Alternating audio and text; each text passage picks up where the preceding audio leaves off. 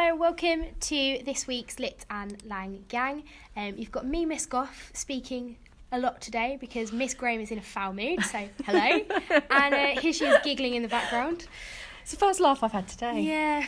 It's been a horrible day. Yeah, I know. You just have those days. We were going to do a different poem. Yeah. And I couldn't bring myself to talk about exposure because after a day like this, and it's so depressing, I thought... Yeah. Irene's not really going to do us any favours, so... No, and quite frankly. Then we read through the anthology and tried to find a happy poem. Yeah. Good luck when it's all about war. Yep. So we settled on Charge of the Light Brigade. Yeah. Because... It's upbeat with the rhythm. Yeah, I mean... Let's talk about death, guys. Let's enjoy it. Yeah. Cracking conversation, analytical interpretation, and igniting imagination with the Little Gang. You know, when we haven't recorded for... Wow. 3-4 weeks, Yeah. I forgot how good it was. Right. Next level. Context. We haven't even made notes. I know we haven't. We haven't. We're winging this today. Right. Context of Charge of the Light Brigade. So it's based on a real war, the Crimean War, which was between Britain and Russia. Yes. And a specific battle, which is the Battle of Balaclava. And this is, as I say, a true account of the Light Brigade. We'll talk more about the imagery of light in a moment, but the Light Brigade would have been the smaller of the two armies. So not as in light, as in bright, as in small. The Light Brigade. Yeah. Who were given an instruction to charge down a valley into battle with sabres, which are a type of curved sword, and they were going in against cannons. And I think I looked up the statistics. Yeah, like... I think 180 of 600 made it, or something like that. Yeah, there's a crazy amount of people that died. So it's a huge catastrophe. And Sorry? Catastrophe. It's breaking. Oh dear, right. Wow. This is going to be such a bad podcast this week. Yeah, this is us messing around. Just never listen to my pronunciations and you'll be fine. Yeah, it's just as long as you can spell it, it doesn't matter. At least you've done your speaking and listening. Yeah, at least that's done. Yeah, and of course, I suppose the main tragedy is we've been through wars where we've lost more people than this, substantially more. However, if we think about the amount of people that were there and the amount of people that died, it's a horrific statistic. Yeah. Yeah, and completely needless because this was just a bundled communication. Yeah. And it was completely needless. They didn't need to die. No. Now, bear with me. This is something I've always taught, and I've always I read as true that Alfred Lord Tennyson read about this in the paper. Yes. And instantly penned this poem. Yes. It's not edited. Nope. It was read and write and done. And he hasn't gone back and changed it. So this is very much a stream of consciousness and emotion. Yeah. And I mean, if you want to think higher level as well contextually, because you're not just talking about historical context, but even social context or the context of the anthology itself, Alfred Lord Tennyson was Lord Alfred Tennyson. Oh my God! No, Alfred Lord Tennyson. Is it Alfred? Yeah, it is. Alfred Lord. I always wonder why the Lord's in the middle. Yeah, why is I've it also there? just realised we haven't put the sign on the door, so anyone could walk in.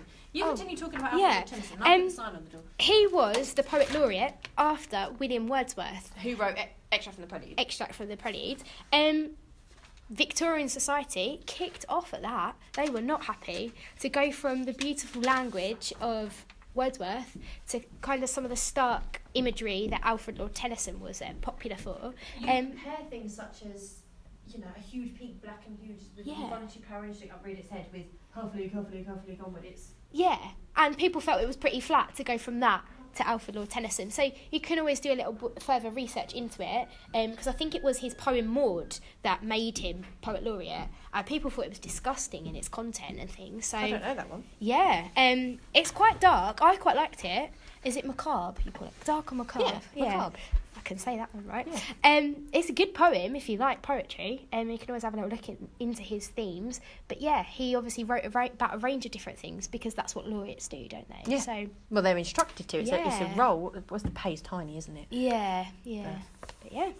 So the good thing is with Charge of the Light Brigade, it's quite easy to separate the language from the structure. Yeah. And even better, the same things come up time and time again. Easy to remember the quotes. Oh, quotations are so easy for this one because it's the same thing. It just all the time.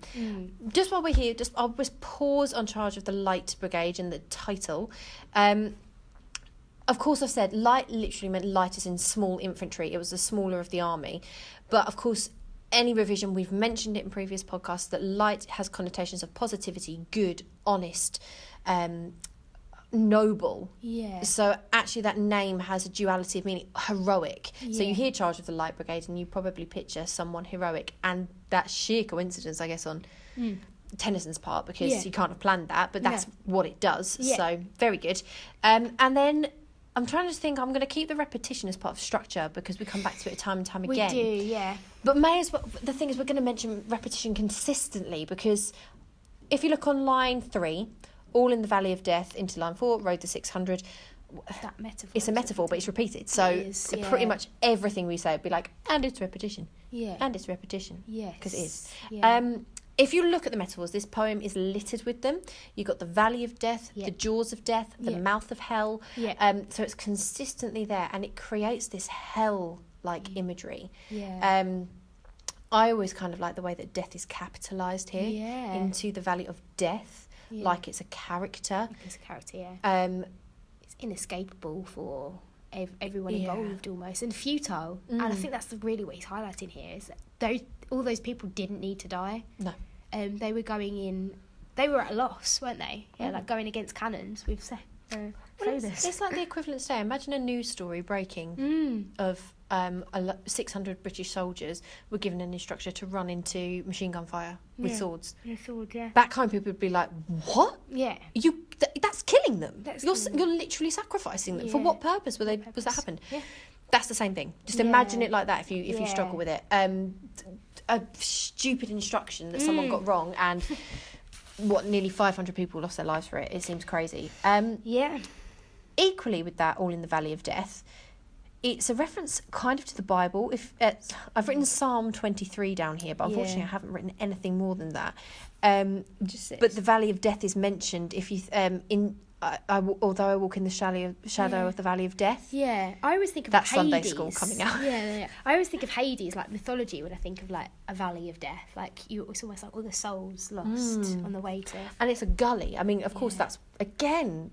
Tennyson didn't really have to work that hard, did he? Because the imagery was all set for him. Yeah. Because they went into a valley, but a valley is the between two. The geographers listening to this are going to tell me wrong. Yeah. It's a low down place in between two higher places, so essentially between two mountains or between two cliffs or something like that. So Yeah. they're already at a disadvantage Yeah. in a military sense, Yeah. but equally in a poetic sense, it's almost that is the idea of being trapped. Yeah. But he tries to give them this idea that they're very energetic, despite the fact it's futile. And I think it's because they're trying to make themselves a force together, like with that repetition, which we'll obviously talk about with the structure. It's almost like they're all like banding together. No matter even that, it's just pointless, fruitless. We get, and so just to kind of remind you of those metaphors, that's all in the Valley of Death, the Mouth of Hell, and the Jaws of Death. It comes up quite a few times. Note with the second ones though, Mouth of Hell, Jaws of Death, that makes it sound like a monster that they're going into. The Jaws of Death. Yeah. I would say that is personification. Yeah, but it's definitely monstrous as well. Yeah, I think you could even say it's an extended metaphor throughout the poem, for sure. Conceit. Yeah, conceit. Yeah, lovely. Equally in the first stanza, we've got direct speech. So if you look line 5 through 6, forward the Light Brigade, charge for the guns. Yeah. And so there's the instruction. Yeah. Of course, I doubt it was direct speech, but this is what we imagine they would have heard. We have it actually repeated again at the beginning of stanza 2, forward the Light Brigade. Yeah. So we've got this reminder, push forward lads, keep going. Yeah. If you want to talk about camaraderie, Yeah. comes up in a lot of the poems, this brotherly bond, the bond between soldiers. Yeah. We get it there again in that collective Light Brigade. Yeah. I was also going to say something about that, like the honour the Light Brigade, the noble 600. It's kind of like glorifying them through the language, isn't it? Heavily. Banding them together, and the 600 becomes like a really prestigious group almost in that language. So I think, despite the fact that it was a catastrophe, he's trying to remember or honour them at least. Absolutely. Yeah. Again, kind of leaving the structural stuff. You're probably going, hang on, you haven't focused on the rode the 600. No. We'll come to that in structure. Come to it, yeah. In stanza 2, my favourite part of the poem is the there's not, there's but. I think it's a really easy quotation to remember. Is that anaphora when they use it at the beginning? anaphora. There's not to make reply, there's not to reason why, there's but to do and die. And I actually loved this poem for many years. When I was, oh God, I'm such a geek. When I was in university, I kept a little notepad in my handbag, and whenever I found poems or sayings or anything that I found significant or powerful, I wrote them in there, and I wrote these 3 lines. Yeah. Because I remember watching a film called The Blind Side. Yeah. With Sandra Bullock. Yes, about American football, amazing film. And the boy, he's not particularly good at English, and he has to write this essay about it, and he picks those lines. And I remember him saying in the film, they're all going to die, aren't they? And I think it's that line that really gets that across. Yeah. It wasn't their job to answer back. Yeah. It wasn't their job to question why they were doing it. Yeah. It was their job to die. Yeah. And as you've said that really, like, just resonates with the idea in Remains. Like, we got sent out, they're ordered to do something, despite the fact inside they might be thinking, oh, why are we doing this? They don't question it. Yeah. They just get on with it because that's what they've been told to do, to protect their country. Yeah. And I think how terrifying that must be, because almost undoubtedly these soldiers would have known. Oh, yeah. Imagine, like going over the top. We talk about that quite a lot. Yeah. And that feeling of how would you felt knowing that almost certainly you would die or you would come back changed physically or mentally. Yeah. But imagine being told, tomorrow we are going into the valley, and you know it's surrounded by cannons, and you know you're going in with the sabre. Imagine and you can't answer back. No. And you can't ask why you're doing it. You just go, okay, so tomorrow I die for my country. Yeah. Those humble, I've written down here, simple, 7 syllables, humble, basic, and makes them so heroic. Yeah. You just kind of go, how can you do that? Yeah. How can you be brave enough? Yeah. And do you know what? I think that one stands out so much because obviously there is a lot of repetition in the poem and a lot of metaphors. But that one there, as you say, is so simple. It's almost like it's them saying it collectively together. Yeah. I always picture it, again, English teacher, so it's probably a little bit easier for us to do imagery. But whenever I read that line, I always slow it down. There's not to make reply. There's not to reason why. There's but to do and die. And I always have this image of the soldiers kind of looking at each other in that moment and going, this is it. And I almost picture it in slow motion because the poem does that. It slows you down. You don't read that bit fast. No. The rest of it, again, structurally, I'll talk about it, but it's like horses, ba-dum, ba-dum, ba-dum, ba-dum, as they charge. But that's not. That's like them accepting their fate. Yeah. It's really sad. It is really It's my favourite line of the poem.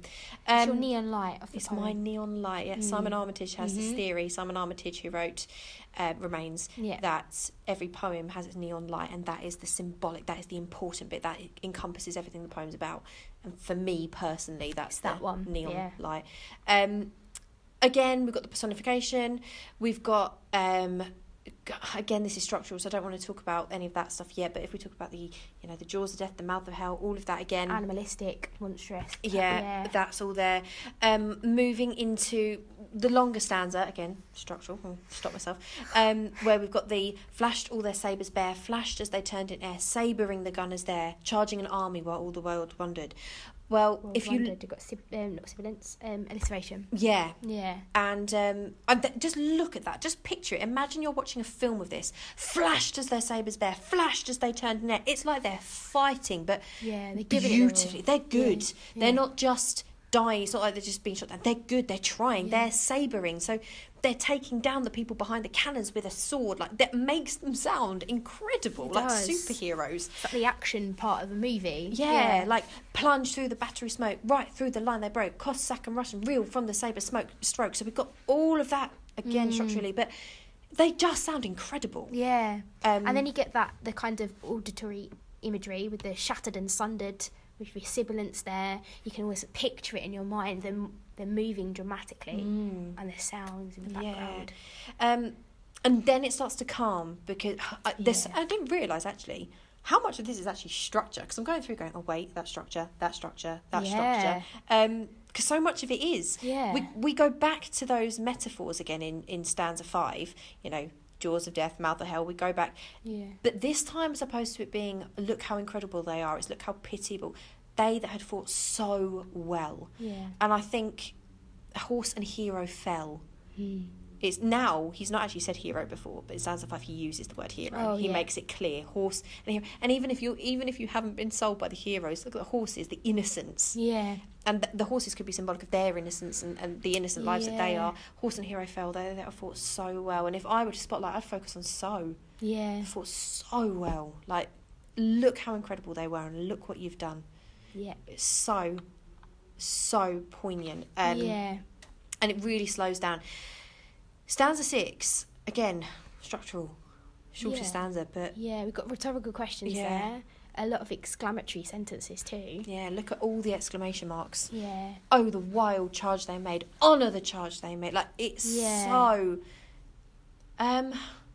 this is Tennyson being, like, it's imperatives, isn't it? A continual use. Honour the charge they made. Honour the Light Brigade. It's... You are being told. Yeah. And by God, we take that lesson. After reading a poem like this, you're like, yeah, we'll listen. Yeah, we'll take that on board. Definitely. And then we just end on, again, 600, but this time noble. And if the connotations of noble, think Macbeth acted noble Macbeth in scene 2, and it's noble is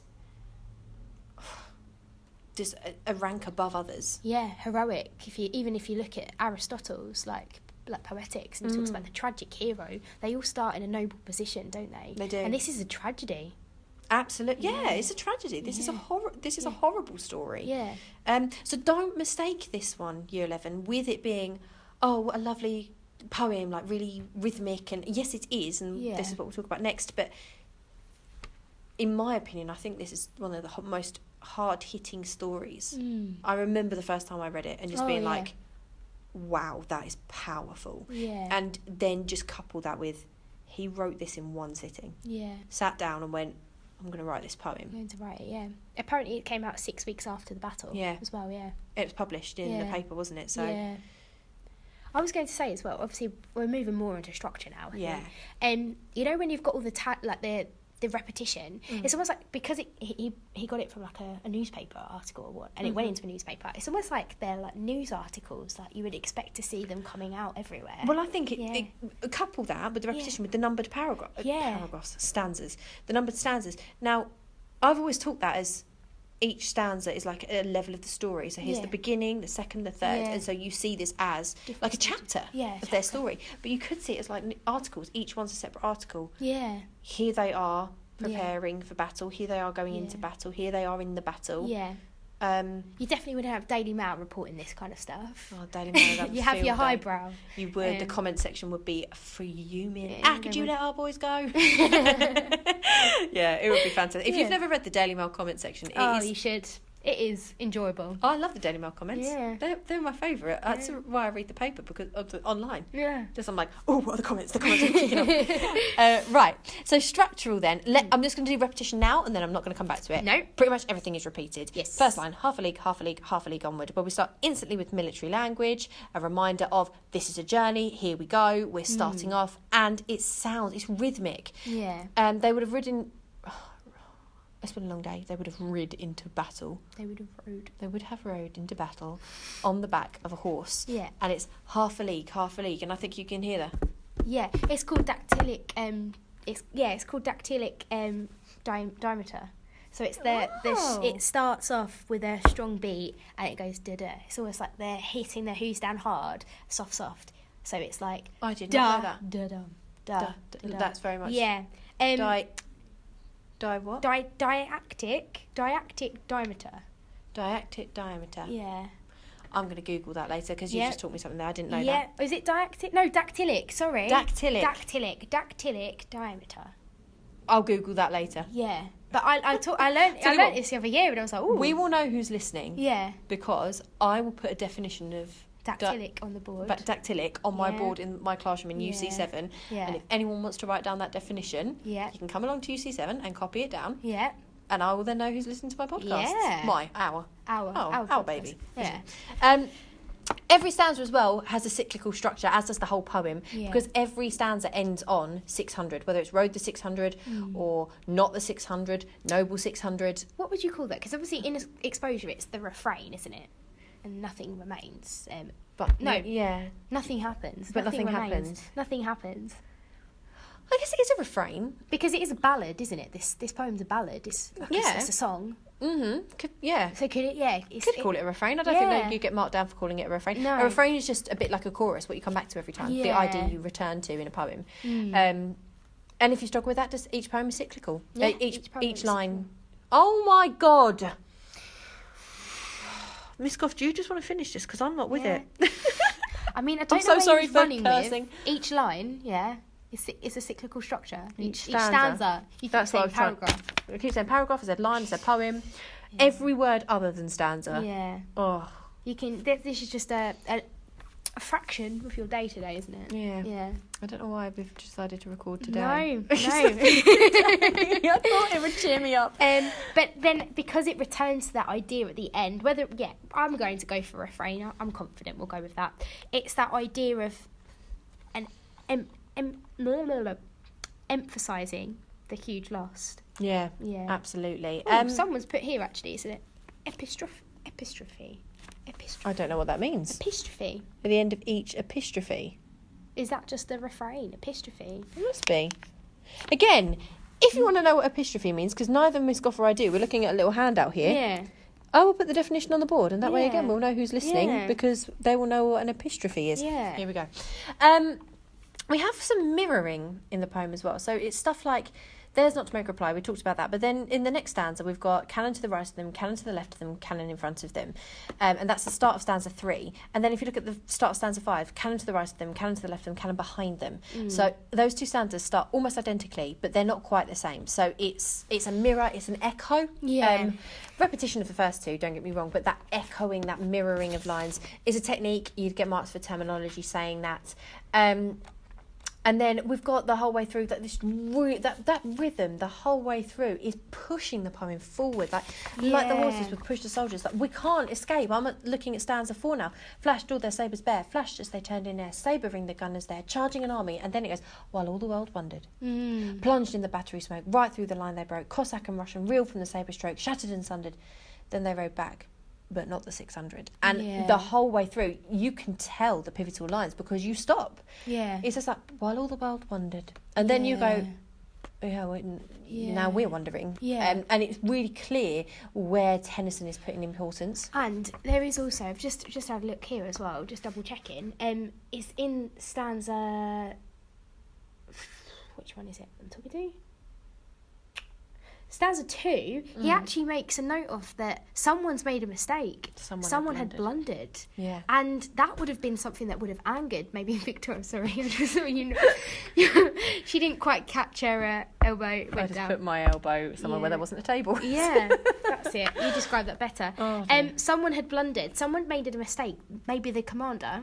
And the Victorian audiences would not have liked that very much because you were expected to be completely devoted to power.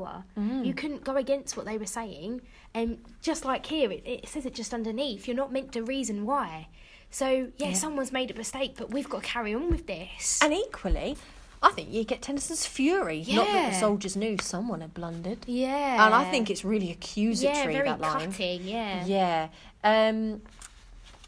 I'm just trying to think, like, again, you've got that as they ride back through and it's kind of slows down.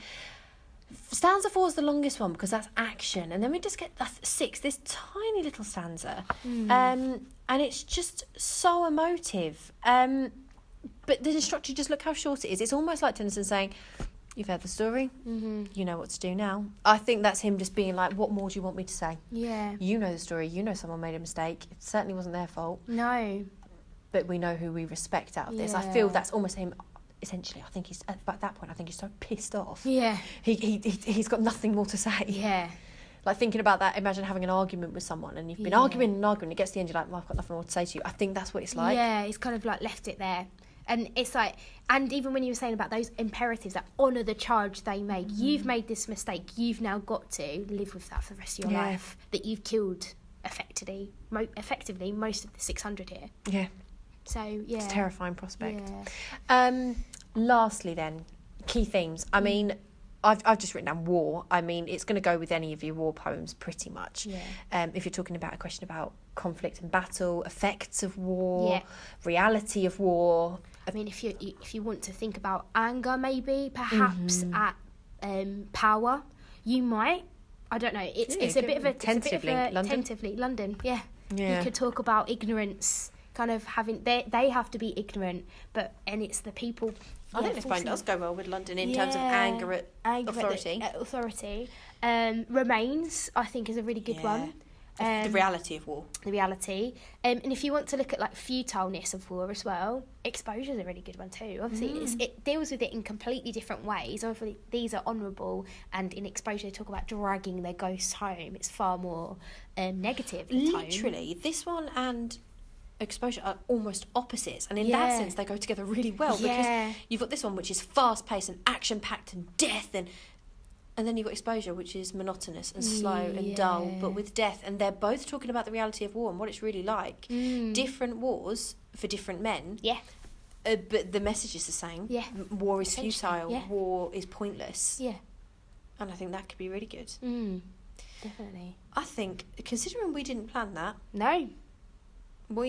This is a lesson in why you should plan. If you don't plan your essays, year 11, they will end up as we have done. Oh, we want to talk about this and we want to talk about this and we want to talk about this, and we're overlapping ourselves. Yes. Best thing you can do is plan and prep and know where you're going to go. Yeah. So when I mark my year 11's work, if they plan, I instantly just tick it and I read through it, and that way I know where the essay's going and I know that they considered it. So do plan out and don't do what we've done, which is wing it this evening. Yeah. But hopefully, despite our many mistakes, my many mistakes. Oh, I have made a few. your pronunciation. Yeah. Despite the mistakes and despite the quite rushed nature of this, we've gone through it quite quickly. I hope you've taken something from it. Yeah. I think it's one of the best. I think it's an amazing poem, and just the fact that this is a stream of consciousness baffles me. And it probably explains the repetition because he's furious. But hopefully you've taken from that. We actually, I know this again sounds awful, we're not specifically doing poems at a certain point. It's not like, now we've done this one, we'll next do exposure, or we'll next do... We're doing them as we can get members of staff in to talk about them. And unfortunately, this week it's just me and Miss Gough. Yeah. But what we hope to do is try and get the staff in... They're listed as the experts. So we're really doing them in quite a random order. Yeah. But hopefully you're still finding them useful. If you are listening as well... Because unfortunately, uploading them on the VLE, we can't tell how many people are listening and using them and finding them. If you ever have a question about anything myself or Miss Gough have said, please don't sit at home being perplexed by it. Yes, we are pitching these podcasts, I'd say at all levels, but we are doing some of the very high level stuff as well. Yeah. Just pop in and see us. Yeah. We're normally around UC7 and UD4. Yeah. We're always happy to sit and have a chat about these. Just pop into our classroom, have a little chat. Say, I heard you mention this on the podcast. I didn't quite get it, and we'll go through it with you. Yeah. So never be afraid. For sure. Of that. Yeah. I'm going to go home. Yeah. And mark. Oh, dear. What a day. I know. What a day. But, oh, God, this was half an hour. I was just about to... I'm glad I didn't. No, we're still going. Still going. Half an hour. Yeah. Enjoy, guys. Very sorry it has been so disorganised. Okay, bye. Bye.